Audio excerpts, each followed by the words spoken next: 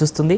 జనసేన ఒంటరిగా పోటీ చేస్తే ఆ పార్టీకి వచ్చే ఓట్లు చివరికి బీజేపీకి నష్టంగా మారే అవకాశం ఉందన్న ఆలోచన ఎందుకు కనిపించడం లేదు? పవన్ కళ్యాణ్కు తెలంగాణలో ఉన్న క్రేజ్ను బీజేపీ రాజకీయంగా ఉపయోగించుకోకూడదు అనుకోవడం ఎంతవరకు వ్యూహాత్మక నిర్ణయం? జనసేనతో పొత్తు పెట్టుకోవడం వల్ల బీజేపీకి వచ్చే నష్టం కంటే పొత్తు లేకపోవడం వల్ల వచ్చే నష్టం ఎక్కువైతే పరిస్థితి ఏంటి?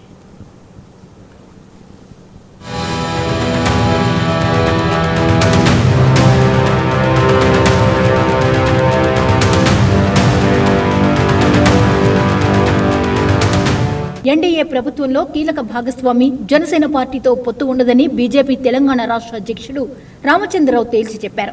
జనసేన బీజేపీ పొత్తు కేవలం ఆంధ్రప్రదేశ్కు మాత్రమే పరిమితమని కుండ బద్దలు కొట్టారు.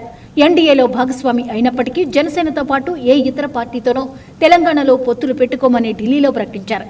హైదరాబాద్ మున్సిపల్ కార్పొరేషన్తో పాటు వచ్చే అసెంబ్లీ ఎన్నికల్లోనూ తెలంగాణలో బీజేపీ ఒంటరిగా పోటీ చేస్తుందని రామచంద్రరావు స్పష్టం చేశారు.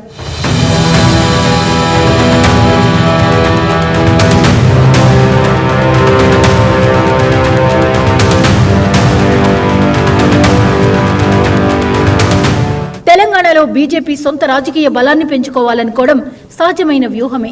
కాంగ్రెస్, బీఆర్ఎస్ తర్వాత అధికార ప్రత్యామ్నాయంగా ఎదగడమే ఆ పార్టీ లక్ష్యం. అందుకోసం ప్రతి ఎన్నికల్లో పార్టీ గుర్తుపై ప్రజల్లో నమ్మకం పెంచుకోవాలి.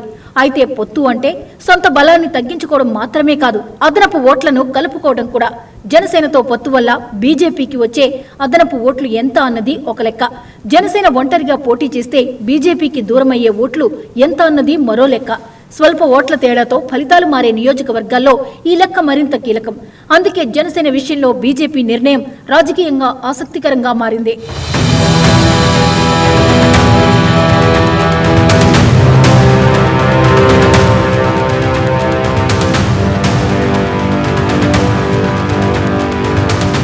హైదరాబాద్ లో బీజేపీ జనసేన మధ్య ఓట్ల లెక్క మరింత ప్రాధాన్యం సంతరించుకుంటోంది. నగరంలో బీజేపీకి బలమైన ఓట్ బ్యాంక్ ఉన్నా పవన్ కళ్యాణ్ ప్రభావాన్ని విస్మరించలేం. మెగా అభిమాన వర్గం జనసేన వైపు ఎంతవరకు కదులుతుందన్నది కీలకమైన అంశం. మరోవైపు పవన్ కళ్యాణ్ ఇమేజ్ ను బీజేపీ ప్రచారంలో ఉపయోగిస్తే యువతలో అదనపు ఆకర్షణ రావచ్చు. అలాంటి రాజకీయ ప్రయోజనాన్ని బీజేపీ ఎందుకు వదులుకోవాలనుకుంటుందో అన్నదే అసలు ప్రశ్న. ఇదే ఇప్పుడు తెలంగాణ రాజకీయాల్లో బీజేపీ జనసేన మధ్య చర్చకు కారణమవుతోంది. ఈ మొత్తం లెక్కలకు అసలు పరీక్ష జీహెచ్ఎంసీ ఎన్నికలే కానున్నాయి.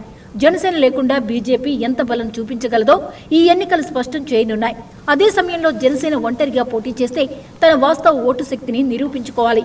జనసేనకు చెప్పుకోదగ్గ ఓట్లు వస్తే బీజేపీ నిర్ణయంపై మళ్లీ చర్చ మొదలయ్యే అవకాశం ఉంది. అప్పుడు అసెంబ్లీ ఎన్నికల నాటికి రెండు పార్టీల పొత్తు లెక్కలు మరోసారి తెరపైకి రావచ్చు. జనసేన ప్రభావం తక్కువగా ఉంటే ఒంటరి పోటీ నిర్ణయమే సరైనదని బీజేపీ చెప్పవచ్చు. అందుకే జీహెచ్ఎంసీ ఫలితాలు రెండు పార్టీల భవిష్యత్ సంబంధాలకు కీలక సంకేతంగా మారనున్నాయి. ఇప్పుడు బీజేపీ లెక్క గెలుస్తుందా, జనసేన ఓటు బలం కొత్త సమీకరణాలకు దారి తీస్తుందా అన్నదే తేలాల్సి ఉంది.